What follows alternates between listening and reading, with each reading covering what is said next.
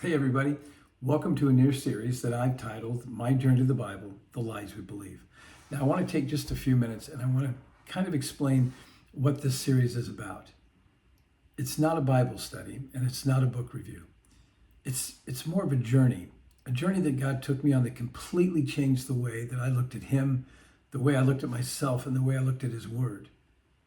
You know, it's someone had told me years ago that I would be doing videos on the Bible. I think I would have laughed because I was someone who didn't like reading, and yet now I've written a book, and it's kind of surprising if I'm honest.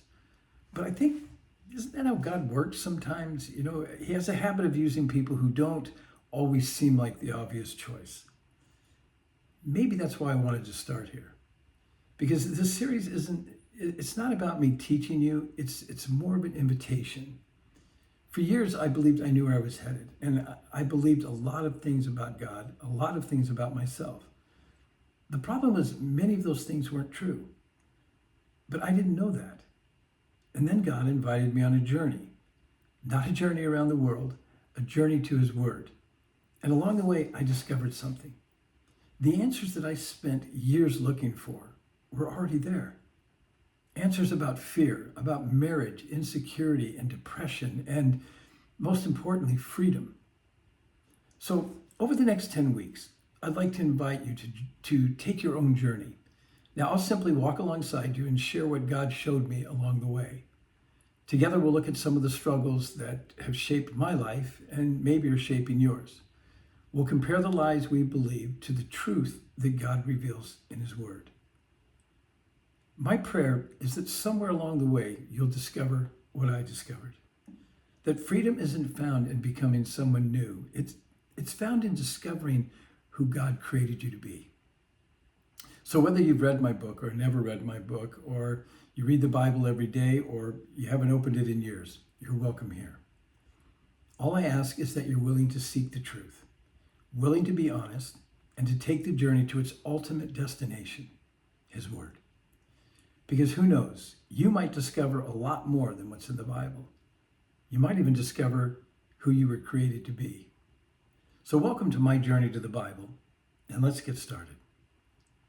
You know, for 30 years, I called myself a Bible-believing Christian. Pretty impressive, huh? Not really.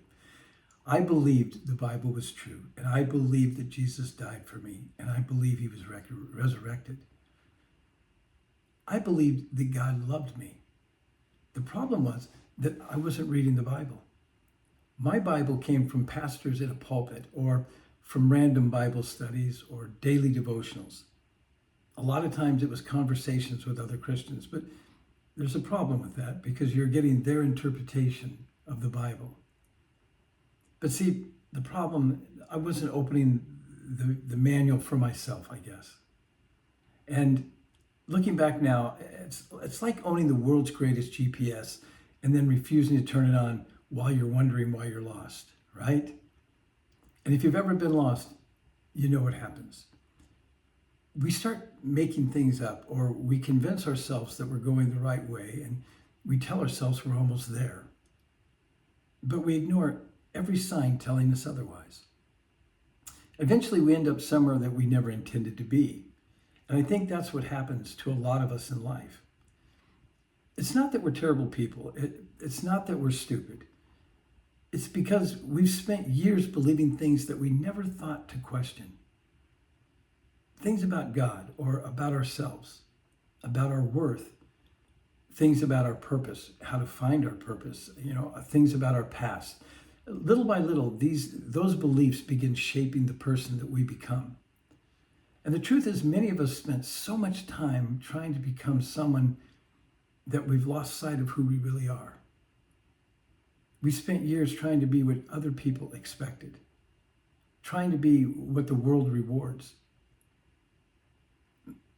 I guess it's what our fears tell us we should be, or who we should be, and who our wounds convinced us we are. And over time, we don't even know where the real person ends anymore and where the mask begins. And that's why I think this journey is so important. So over the next 10 weeks, we're going to talk about marriage, and we're going to talk about insecurities and discuss the role that fear plays in our lives, how depression affects our families and our everyday life. We'll talk about the pain from old wounds and our past, and how we find our purpose, how we find identity and freedom. But more importantly, we're going to discuss or discover how God can speak into those things through his word.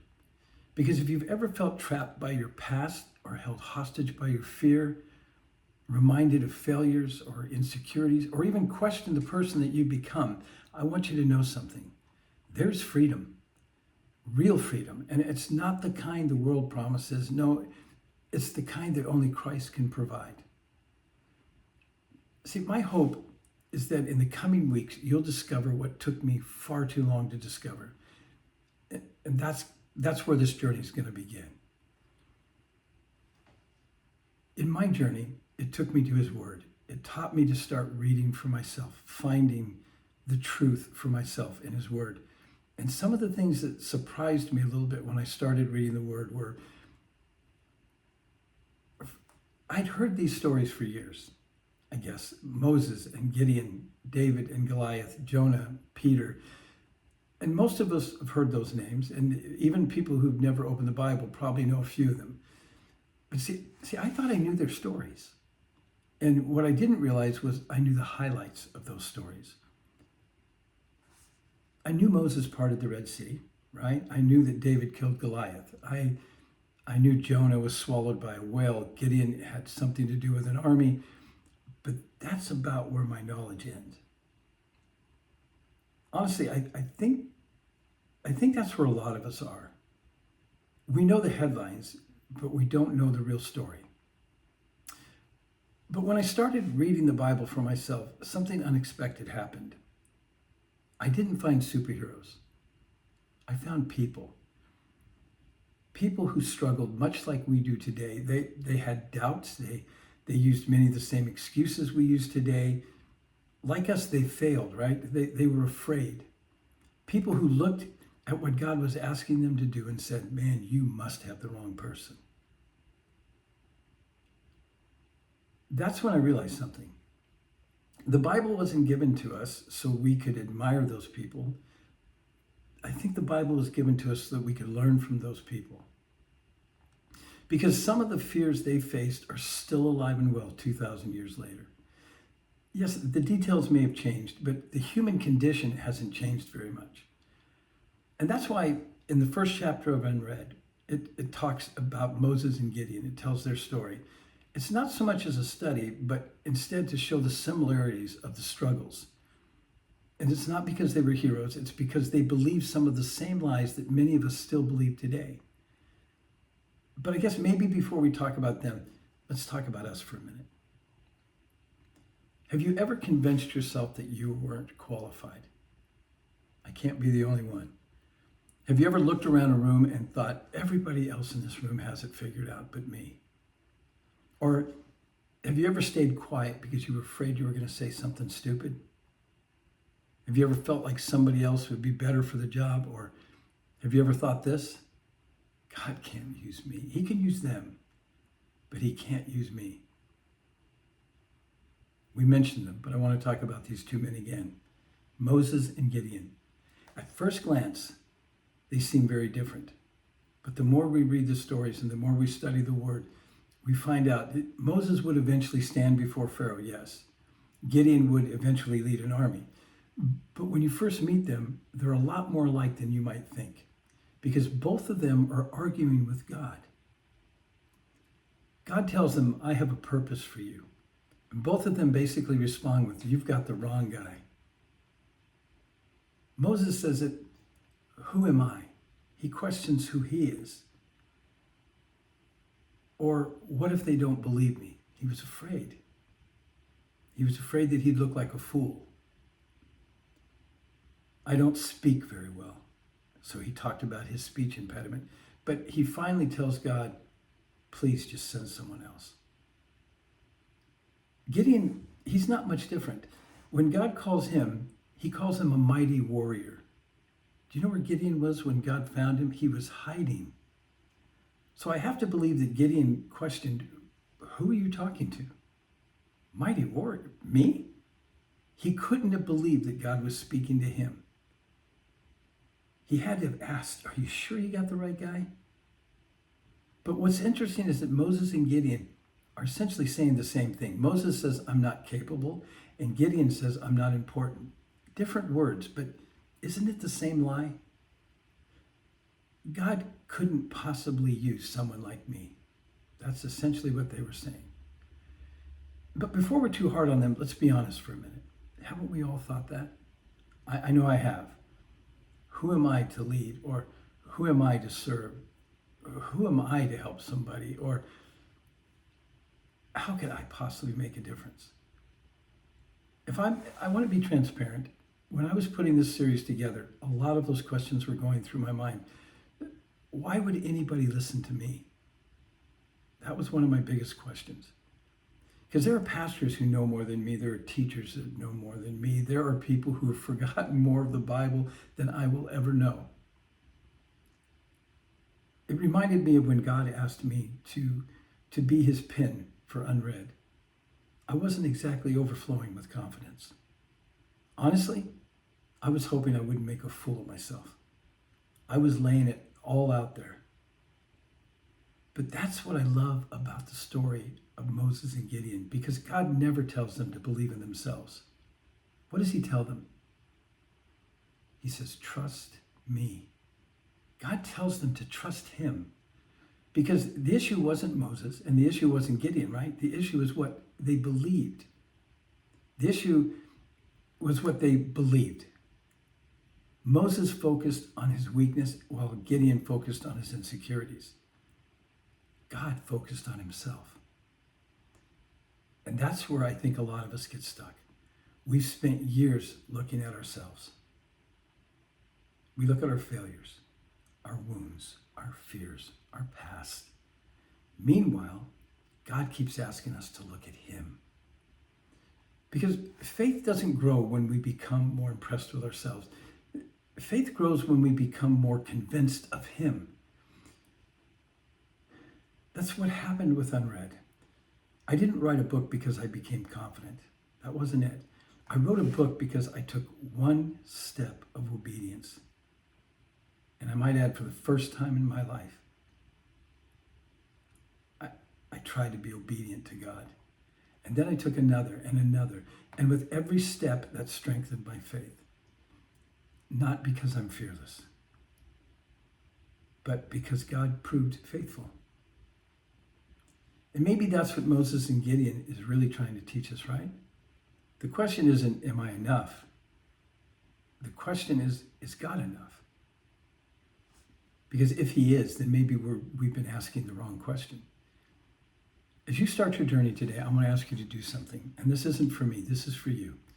Over the next 10 weeks, I'd like you to get a notebook. And nothing fancy. It can be a spiral notebook, a legal pad, anything you can write on. Whatever you have laying around the house. But the notebook isn't for taking notes on my video. The notebook is for your journey. Because here's what I've learned through my journey. You can listen to a message, you can read a book, and you can watch a video. A few days later, and I'm speaking for myself, most of it's gone. But when we take the time to write things down, different things happen. You begin processing, you begin reflecting, and you begin seeing things that you never would have noticed before. So here's what I want you to do. Open the first page, and at the top, I want you just to write things I've always believed about myself. And then underneath that, just start writing. Don't overthink it. Don't try to sound spiritual. Don't try to give the right answers. Just be honest as you can. And maybe some of the things you write are going to sound like some of the things I wrote. I'm not enough. I always mess things up. Nobody understands me. I'll never change. I'm too damaged. I'm not important. I'm not lovable. I have to stay in control. There's so many. But let me be clear. I'm not asking you to decide whether these things are true or false today. In fact, don't try to answer them. Not yet. I just want you to identify them, because you can't confront a lie you haven't recognized. And here's something else. Don't be surprised if it feels uncomfortable, because it will. Most of us don't spend much time thinking about what we actually believe. We just live from those beliefs every day. But if we're going to discover God's truth, then we have to identify the things that are competing with it. Then next to each belief, I want you to write these questions. Number one, who told me this? Did God tell me this? Did my parents tell me this? Did my experience tell me this? Did a wound tell me this? Or did fear tell me this? Where did this belief come from? And then I want you to write question number two. What has believing this produced in my life? Has it produced peace for you? Has it produced freedom? Has it produced hope or growth? Or has it produced fear and shame and guilt and insecurity and caused you to isolate? And finally, question number three. What evidence do I actually have that this is true? That's an important question. Now, don't spend hours trying to answer these questions this week. We're going to work through them together throughout this journey. But for now, just begin noticing. Just start paying attention and begin asking questions. Because every journey toward truth begins when we're willing to question a lie. And before you think you're the only person doing this, can I remind you that Moses had to question what he believed, and Gideon had to question what he believed, and I had to question what I believed. Before we wrap up tonight, I want to leave you with this one final thought. Tonight we talked about the lies we believe. When God asked me to write UNREAD, my first response was, I have no idea where to start. And the answer I felt that he gave me was very simple. At the beginning. I didn't understand what he meant at first, but over time he showed me something. My journey began with a lie I believed, a lie I built parts of my life around. It was a lie that influenced how I saw myself, how I saw others, and even how I saw God. And it wasn't until he showed me the truth that my journey really began. That's why we're starting this series the same way, because before God changed anything in Moses' life, he confronted what Moses believed. Before he changed anything in Gideon's life, he confronted what Gideon believed. And before God began changing my life, he had to confront what I believed. Maybe he's doing the same thing in yours. My promise to you is this. If you'll stay with me on this journey, if you'll be honest, if you'll be willing to ask hard questions, I believe you're going to discover truth. It's not my truth, it's his truth. And along the way, you may discover things that you weren't expecting. You may discover purpose. You may discover freedom. You may discover answers you've been searching your entire life for. You may even discover who God created you to be before the world convinced you to become someone else. Or maybe you'll decide you're exactly where you want to be and this journey isn't for you. And if that's the case, thank you for spending time with me tonight. But if something inside of you is wondering if there's more, if you're tired of carrying around the person that you become, if you're ready to hear from the one who created you, then I'd like to invite you to come back next week. Because next week, we're going to talk about a promise that changed my life, a promise that God used to teach me about love and commitment and grace and himself. We're going to talk about marriage, and we're going to discover how the lies that we believe don't just affect us. They affect people we love. They affect the people that we love the most. Until then, keep writing in your notebook and keep asking questions and keep taking this journey. And I'll see you next week.